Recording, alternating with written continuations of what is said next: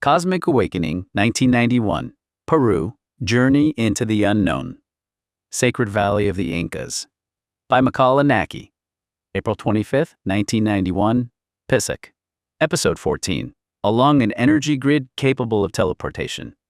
Leaving the Inca burial caves behind with a sense of reverence, we climbed further up and down rocky mountain paths until we finally reached our primary destination, the ancient ruins of Pisac. The main complex of ruins was not overly expansive, spreading across a gentle slope on the mid-level of the mountain. The overall outline of the ruins was well defined rather than collapsed, speaking volumes about its excellent state of preservation. The stonework was massive, and the stones were fitted together so precisely that not even a razor blade could slip between them. The stone-cutting technology possessed a level of perfection that felt unbelievable, defying all comprehension. The further back one goes in time, the higher the perfection of stone masonry techniques found in Inca ruins tends to be. Normally, technology is expected to improve alongside history. Yet here, we are confronted with a bizarre contradiction, learning that the further back we look into antiquity, the more advanced the technology actually was. The precise stone masonry of the ancient Incas is nothing short of wondrous to modern engineers and archaeologists alike, demonstrating an advanced technological level that exceeds modern understanding. What on earth does this mean? It doesn't mesh with the conventional wisdom of modern science, which implies that certain things exist which even modern science cannot explain, doesn't it? Pisac was one of the vital urban centers of the Inca Empire, occupying a strategic position in the expansion and administration of the empire. In particular, because it was located along an important trade route connecting Cusco and the Urubamba Valley, it functioned as both an economic and military stronghold. When the Spanish conquistadors arrived in 1532 and the Inca Empire collapsed, Pisac was impacted as well, and many Inca structures were reportedly destroyed. Yet the main ruins appeared to remain remarkably well preserved. Viewed from above, the main ruins of Pisac looked breathtakingly beautiful.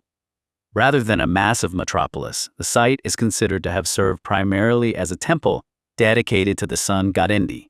Thus, those living there were likely restricted to high-ranking religious figures, priests, and their families. The ruins of Pisac are believed to contain numerous religious facilities and temples, with a particularly noteworthy spot being a ritual stone pillar called the Intihuatana. Interpreted as having been used to observe the position of the sun, it demonstrates Inca sun worship and astronomical knowledge. Among the structures at the Pisac ruins, the Temple of the Sun holds particular significance, as the site where rituals were dedicated to the sun god Inti. The sun god Inti was one of the most important deities presiding over the sun. Inca religion was polytheistic, interpreted as centering around the worship of the forces of nature and celestial bodies. But Pachamama was worshipped as the mother of the earth and nature, governing agricultural fertility and the bounties of the natural world. Associated with the symbol of the globe, fruitful lands and the earth were tied to Pachamama. The creator god Viracocha was the deity of all creation, believed to have created the world and humanity. Symbols related to waves and water symbolize Viracocha's power. The moon goddess Quilla was regarded as the protector of the night and of women, with lunar shapes and symbols of the night sky used to represent her. Because the sun god Inti was the sun itself, bestowing light and warmth, he was worshipped as the source of life. Sunlight is indispensable for crop growth, making Inti a symbol of bountiful harvests and prosperity in Inca agricultural society. The Inca emperor, the Sapa Inca, was considered a descendant of Inti, believed to possess a sacred lineage. Festivals and rituals dedicated to Inti formed the center of Inca religious life, with the most crucial festival being Inti Raymi, held at the winter solstice to celebrate the sun's rebirth, resurrection, and the beginning of the new agricultural season. Centered around the Inca emperor, the festival reportedly featured large-scale parades and sacrificial rituals. Animal sacrifices and offerings of crops and cloth were dedicated to Inti, with white llamas and alpacas frequently offered as sacrifices. These rituals were considered vital acts for receiving Inti's grace. Symbols representing Inti frequently utilized circular or radial designs depicting the shape and rays of the sun. Furthermore, Inti's symbols often employed gold, with the temples of the Inca and the emperor's ornaments reportedly rich in gold. Gold symbolized the radiance of the sun and was believed to possess divine power. Coricancha, the Temple of the Sun in Cusco, was a luxurious building decorated with gold, said to be the most vital sanctuary for worshipping Indi, and the site where numerous rituals dedicated to him were performed. The temple at Pisac is known for its exquisite masonry, where stones are fitted together snugly without the use of mortar, a method called ashlar masonry. Traces of pre-Inca presence exist at Pisac, with the ruins widely considered to have been influenced by cultures preceding the Inca Empire. Exquisite masonry techniques inherited from pre-Inca cultures can be observed. In particular, the use of massive stones and ashlar masonry are attributed to pre-Inca heritage. Pisac's terrace agriculture was an agricultural technique widely utilized throughout the Andean region, having developed since pre-Inca times. The influence of religious rituals and sun worship continuing from the pre-Inca era can also be observed, with sun altars and the like inheriting pre-Inca religious elements. Pre-Inca technology refers to the techniques and knowledge developed within Andean civilization prior to the establishment of the Inca Empire, serving as the foundation upon which Inca civilization was built. Arranged in chronological order from oldest to newest, pre-Inca civilizations include Chavin civilization approximately 900 BCE, 200 BCE. The religious center at Chavin de Huantar, featuring complex stone carvings and religious rituals. Pisac civilization approximately 800 BCE, 200 CE, distinguished by superior textile technology and mummy wrapping. Nazca civilization approximately 200 BCE, 700 CE. Known for massive geoglyphs and advanced irrigation systems, Puquius. Moche civilization approximately 100 CE, 800 CE, characterized by advanced irrigation, sophisticated metalworking, and large-scale architecture, such as the pyramids of the sun and moon. Tiwanaku civilization approximately 300 BCE, 1000 CE, renowned for sophisticated stonework and the religious center of Tiwanaku. Wari civilization approximately 500 CE, 1000 CE, noted for urban planning, road networks, and administrative management systems. Ruins of the Inca Empire are characterized by more precise advanced technologies utilized the further back one goes into the pre-Inca era. Pre-Inca civilizations harbor several mysteries that continue to capture the interest of archaeologists and historians. In the Tiwanaku and Moche civilizations, techniques are observed wherein massive stone blocks were precisely cut and assembled with such accuracy that joints are barely visible. How this technology developed remains unsolved. The geoglyphs of the Nazca civilization depict large-scale figures and lines invisible from the ground, while numerous hypotheses exist regarding their purpose and manufacturing methods, such as serving as astronomical calendars, sites for religious rituals, or markers for underground water sources. No definitive proof has been established.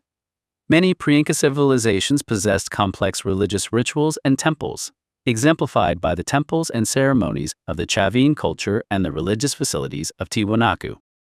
How these religious systems and social structures functioned and how they were inherited by the Inca civilization is only partially understood. The Moche and Wari civilizations declined or vanished rapidly. Climate change, warfare, and internal collapse are cited as potential causes, but specific reasons remain unclear. Among these mysteries, one of the most intriguing is Puma Punku, a site of the Tiwanaku civilization, renowned for its advanced stonework and religious significance. The stones found at the site are cut with extreme precision, featuring H-shaped and other complex geometries. Massive rectangular blocks are exceptionally large, with weights reaching several tens of tons. Precise notches and grooves are carved into the stones, possessing an accuracy as though machined. Joint systems designed to connect stone to stone are visible, and some stone blocks are cut at oblique angles. According to archaeological views, H-shaped blocks are interpreted as having been cut and processed, but that is impossible for human labor. It is unmistakably clear that they were mass-produced as if molded into shape using clay. It is most reasonable to think that the pre-Inca possessed technology to soften stone or render it close to a liquid state to be poured into molds. Stones utilized in pre-Inca stone architecture, particularly in large-scale structures, fall into three primary categories. Granite, used for large-scale structures, monuments, and religious facilities. Andesite, used for large-scale architecture, sculpture, and complex stonework, such as Pumapunku. Basalt, used for roads, architectural foundations, and ritual implements. Stones utilized in ruins of the Inca civilization are said to primarily comprise two types.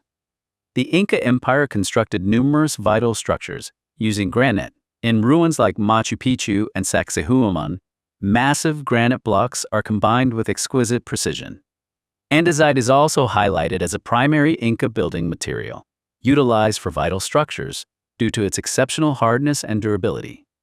Granite is exceptionally hard, combining durability against weathering and erosion with aesthetic beauty, featuring diverse colors and a granular texture. Because granite is hard and difficult to process, modern technology employs diamond-embedded saw blades, diamond-embedded wire saws, and water jet cutting, which blends abrasives into a high-pressure water stream to slice through material.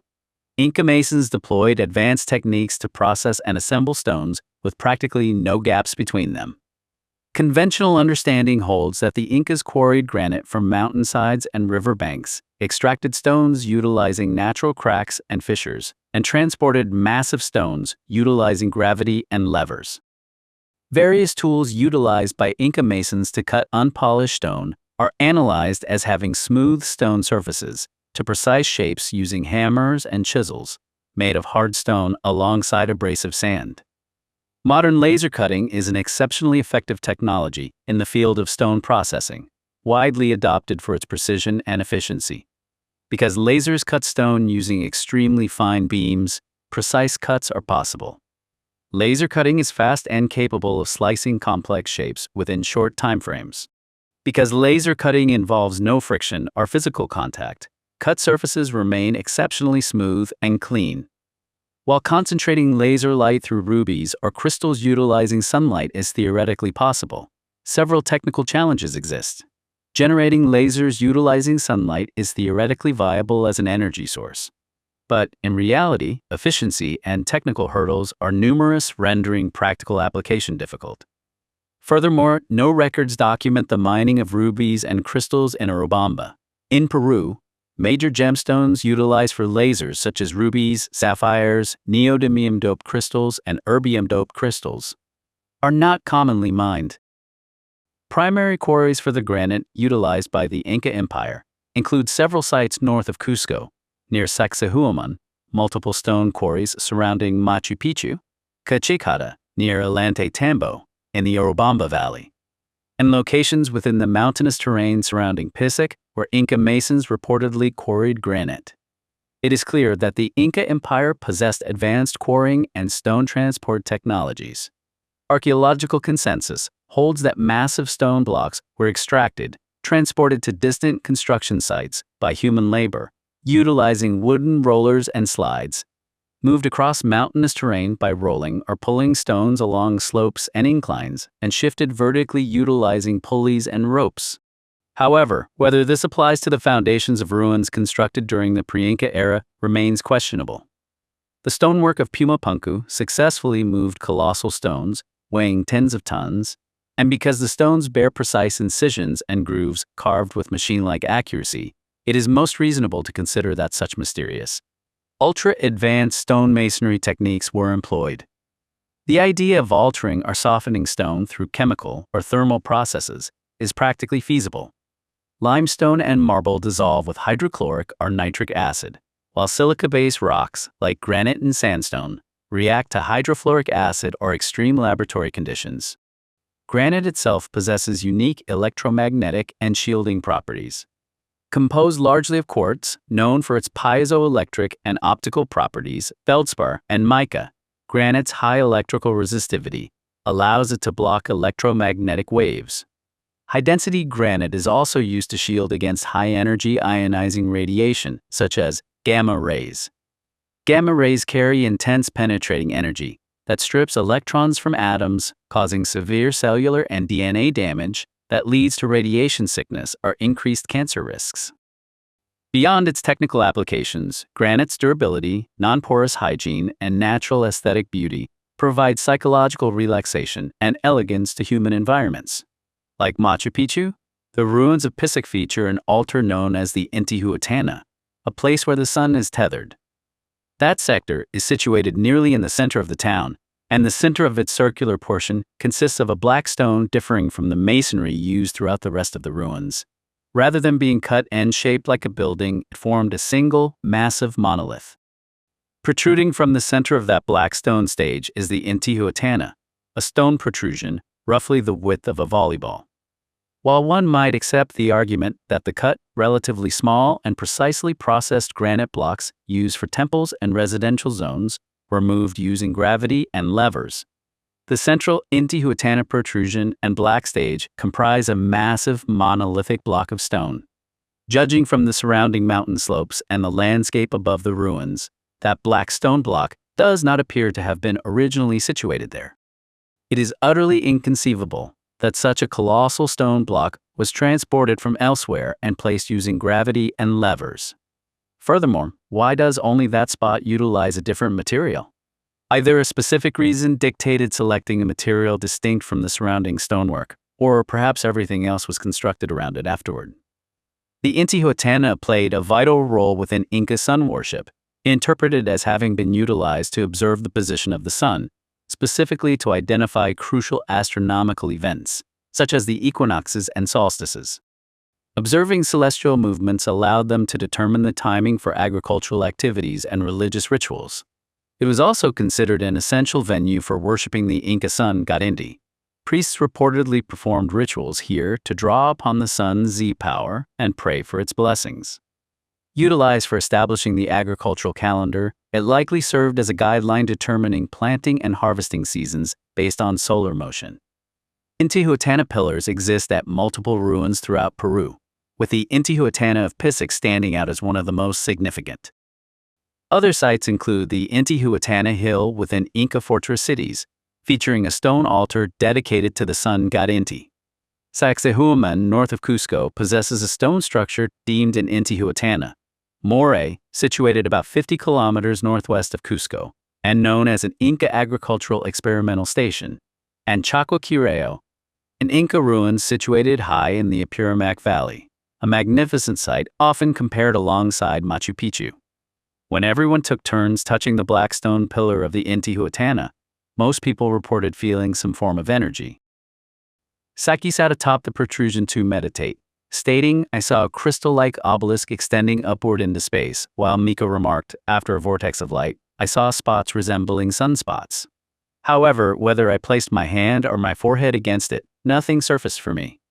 What struck me upon touching it was that the texture of the black stone pillar differed from the stones used in the surrounding architecture. It felt as though it possessed more magnetism than the other stones utilized in the ruins, bearing a difference in weight as well. Just as our usual group was pondering what on earth this could be, Edward appeared. Naoko asked him, "What on earth is this?" Edward replied to her, "Sit on top of that sphere and ask yourself," prompting her to reluctantly cross her legs atop the ball and begin attempting meditation. As everyone watched, I could understand the slightly complex feelings she harbored attempting meditation entirely on her own. The wind brushed past her cheeks, fluttering her long hair, and after several attempts, she offered a tentative impression of her meditation. "It feels like some kind of energy is rising from bottom to top." Nodding with admiration at her response, Edward dropped a bombshell. "I am convinced this is an artificial zone designed for teleportation." Stunned by that unexpected answer, everyone present seemed deeply impressed by his outlandish yet seemingly apt response. A place for teleportation. If extraterrestrials, alien life forms, or extraterrestrial intelligence were involved in some form with this miraculous Inca civilization. For someone like me who witnessed UFOs practically every day, that didn't sound entirely out of the realm of possibility.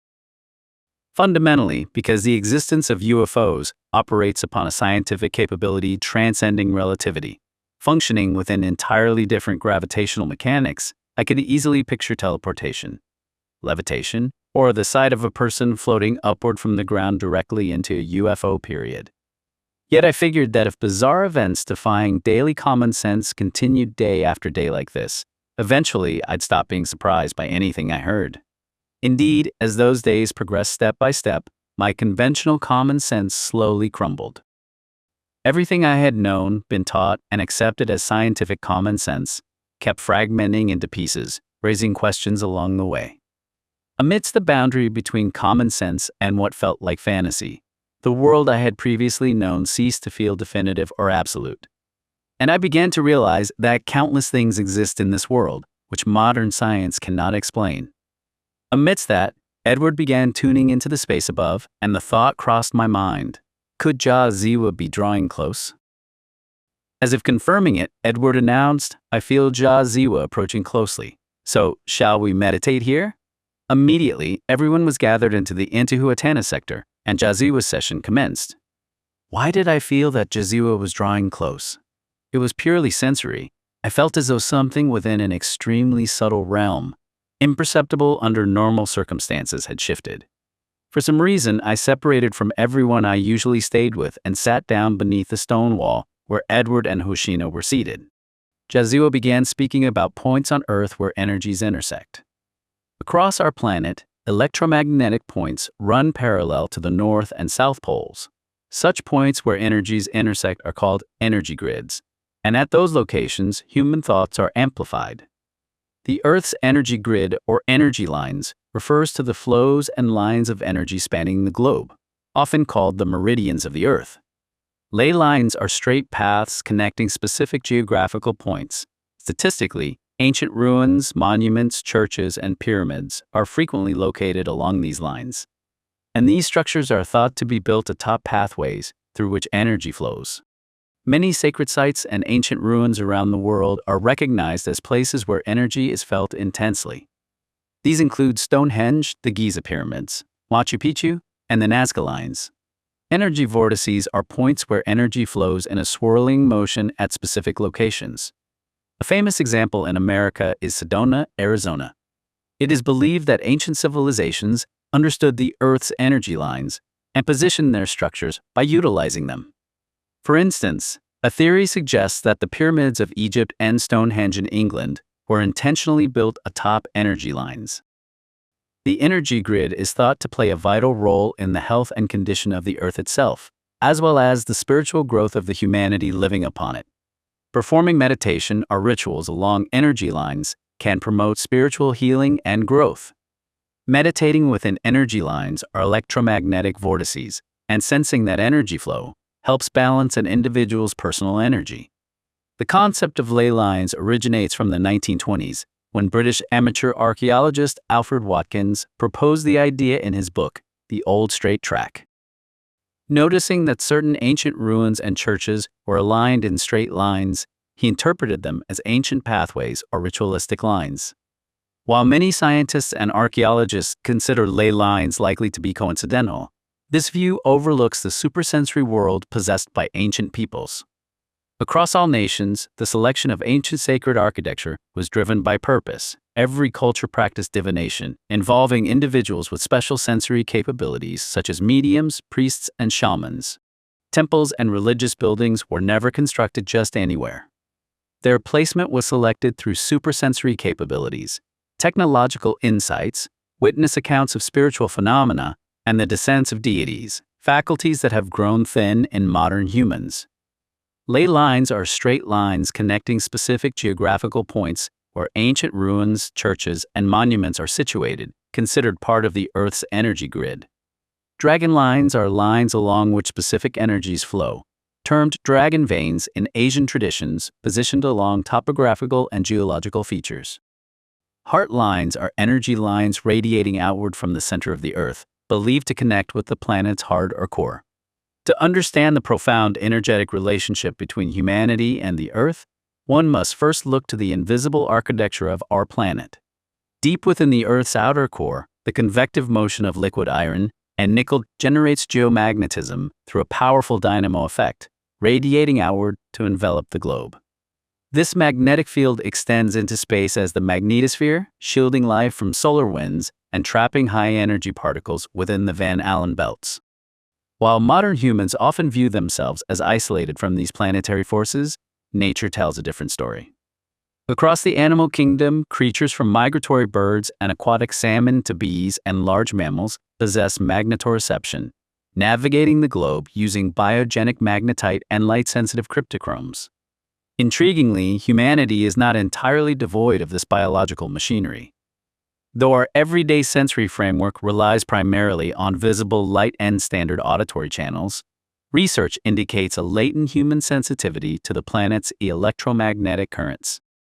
Electroencephalographic EEG responses reveal that the human brain can react to minute geomagnetic fluctuations, while the discovery of biogenic magnetite concentrated within the hippocampus and the pineal gland points to a deep biological tether to Earth's magnetic field. Yet, when placed alongside the animal kingdom or ancient peoples, modern humanity exhibits a curious evolutionary trade-off. While Darwinian natural selection tracks our physical adaptation over generations, the counter-theory of human degeneration highlights how civilization, technology, and urbanization have allowed our primitive sensory capabilities to regress. As we outsourced our survival to tools and concrete, the keen, unmediated awareness possessed by ancient cultures, such as the Incas who built in harmony with these very earth energies, became dormant. This sensory slumber, however, masks a deeper, latent potential that bridges neurology and metaphysics. Thoughts are not merely abstract epiphenomena. They are tangible energy flows, generated as billions of neurons exchange electrical signals across synapses to weave the fabric of consciousness. When an individual stands within ancient sanctuaries or sacred power spots, locations naturally saturated with heightened electromagnetic and energetic properties, this mental circuitry interacts directly with the environment. As experienced in contemplative and spiritual traditions, projecting focused thought energy within these amplified fields dissolves the ordinary barriers of time and space, allowing human consciousness to actively interface with reality. Ultimately, bridging modern biophysics with ancient sensitivity reveals that we are not passive observers on this planet, but active, energetic participants, attuned to a living, magnetic world.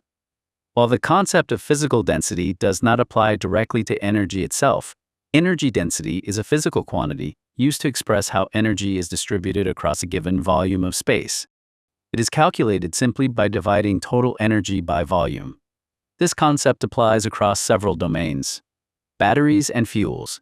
Energy density refers to the amount of storable energy contained within a specific volume or mass. Thermodynamics. The internal energy increase that accompanies a rise in temperature can be expressed as thermal energy density, the thermal energy contained per unit volume of a substance. Electromagnetic fields. The energy density of an electromagnetic field depends directly on the intensities of its electric and magnetic components. The stronger these fields are, the higher their energy concentration becomes, demonstrating how electromagnetic energy is distributed through space. Guided by Jaziwa, we then performed a meditation aimed at creating a peaceful and abundant future for the Earth, alongside a meditation to heal our individual inner hearts. Following the conclusion of the meditation, a brief silence ensued after Jaziwa departed Edward's physical body. The ruins of Pisac began to be enveloped in the setting sun, with the orange wavelength light of dusk lending a gentle contrast to the ancient site. Behind me, I heard Mika weeping. I also realized that several other people were crying quietly, suppressing their voices. We could feel the gentle breeze of Pisac dancing above our heads as if keeping watch over us. Mika later shared that she cried while thinking of her parents, while Tadasi recounted that the face of his eldest daughter rose vividly in his mind, accompanied by the clear revival of memories and scenes from living together as parent and child during the Oz era, causing tears to overflow. Hearing about such experiences of past life memories surfacing during meditation left me speechless. I remember feeling a profound gentleness wash over me upon hearing that. Remembering my own inability to stop crying over the Veronica incident, I felt that I wanted them to cry freely without caring about anyone's gaze. This day marked my very first visit to the ancient Inca ruins, where I saw them with my naked eyes, touched them with my hands, and felt them with my skin. Strange experiences had begun even before the Peru tour. Right before landing at the midnight Lima airport, I witnessed a UAP up close, and it wasn't a single occurrence. They appeared day after day. Once we entered Urubamba, or a site manifested, psychic experiences commenced, and incomprehensible visions began to unfold. By this point, the reality within me had shifted dramatically. It felt as though I had been hurled abruptly into an unfamiliar twilight zone, into the unknown.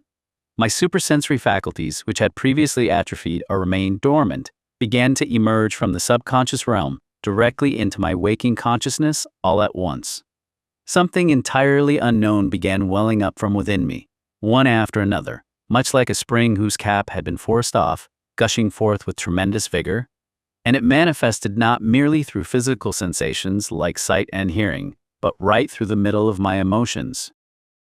The experience of the self I had assumed I knew suddenly transforming into a completely different self was not something I could call happy, enjoyable, wonderful, or an uncontrollable wave of excitement at the time.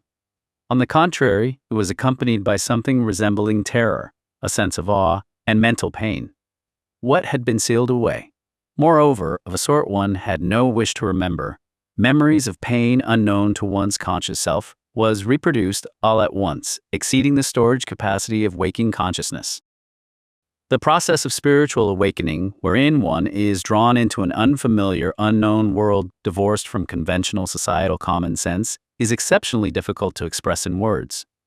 What would your reaction be if an inexplicable sense of unease and restlessness suddenly began to manifest within your sensations, expanding gradually until, triggered by something, a torrent of incomprehensible emotions welled up from within you, accompanied by a sharp, piercing pain that stabbed and carved into your chest with a momentum impossible for reason to halt? What if even that reason became difficult to maintain, leaving you with nothing else to do except watch and feel the endless stream of unceasing tears? Human memories are distributed and stored across various regions of the brain. Several types of memory exist, each involving distinct brain regions. Sensory memory holds sensory information for a brief duration. Visual information is processed in the primary visual cortex of the occipital lobes, while auditory information is processed in the primary auditory cortex of the temporal lobes. Sensory memory is retained for an extremely short period, ranging from hundreds of milliseconds to a few seconds. Short-term memory and working memory hold and manipulate information for short periods, ranging from seconds to minutes, with the prefrontal cortex, specifically the dorsolateral prefrontal cortex, playing a primary role in holding and manipulating information. The visual cortex is involved in visual short-term memory, while Broca's area and Wernicke's area are involved in verbal short-term memory. Long-term memory holds information across extended periods ranging from days to a lifetime. Long-term memory includes declarative memory, subdivided into episodic memory and semantic memory. Episodic memory pertains to personal experiences and events, with the medial temporal lobe, particularly the hippocampus, and the prefrontal cortex playing vital roles. Semantic memory pertains to facts and knowledge, involving the lateral temporal lobe and the prefrontal cortex. Non-declarative memory encompasses procedural memory, priming, and classical conditioning. Procedural memory relates to skills and habits, with the cerebellum and basal ganglia playing primary roles. Priming is a phenomenon wherein prior experience influences subsequent behavior or cognition, involving the sensory cortices and prefrontal cortex. Classical and operant conditioning are associated with the amygdala and cerebellum. The hippocampus plays a central role in episodic memory and the formation of new memories. Before memories are stored as long-term memories, the hippocampus holds that information temporarily and integrates it into appropriate brain regions. Memories first enter as sensory information, are processed as short-term memory in the prefrontal cortex, and are subsequently stored in the temporal lobes and other brain regions via the hippocampus as long-term memory. This process is called memory consolidation and is known to occur actively during sleep. Furthermore, memories are not fixed and can be reconstructed, known as memory plasticity. Neural network alterations and reconsolidation allow memories to be strengthened or modified. Through these complex processes and the collaboration of numerous brain regions, we are able to form, retain, and recall diverse memories. Where on earth, then, are past life memories housed? Are they illusions generated entirely by the brain internally, or are memories stored somewhere else outside the brain? The re-experiencing of sensory memories and records from past lives transcending waking memory tied to Veronica. Tadashi's separate life experience as a daughter in a past life, and Mika's recollections of her family. The Akashic records are posited as a cosmic field of records and information wherein all events, thoughts, emotions, and experiences are inscribed. Akasha means space or ether in Sanskrit, denoting a field of spiritual energy and information existing behind the physical world. This field of records and memories supposedly registers all past, present, and future events and experiences, commonly depicted as a sort of cosmic library. Everything continues to be recorded. If future records and future memories reside there as well, what on earth does that signify? Because our meditation consumed our time, we were unable to linger leisurely within the ruins. Looking out across the surrounding mountains, the green peaks continuously shifted their deep hues, and the patchwork fields of the plains altered their impressions moment by moment. Gazing at the mountain ranges encircling Pisac, I noticed several pyramid-shaped mountains standing among them. Before long, the premonition of twilight drifted across the entire area. We snapped a few commemorative group photos and departed the ruins. The return journey followed a different path than the one we took coming up. Fearing that once night fell, we wouldn't be able to see our footing and face danger, everyone walked briskly back toward the bus. To be continued. Watch and listen. Watch the cinematic video trailer. Listen to the full podcast now. Explore the archive Cosmic Awakening Volume 1, 1991, Peru, Journey into the Unknown. Sacred Valley of the Incas. Volume 2, Ascension 2012, The Golden Alchemy. Part 3, The First Contact. Join the journey. New episodes drop periodically. Each chapter delivers a tight, hyper-focused 10 to 30-minute hit of real-life experiences, perfect for your daily plunge into consciousness exploration. Subscribe to support your inner development. Thumbs up to help push our channel through the algorithm. Comment below. Share your thoughts on today's episode.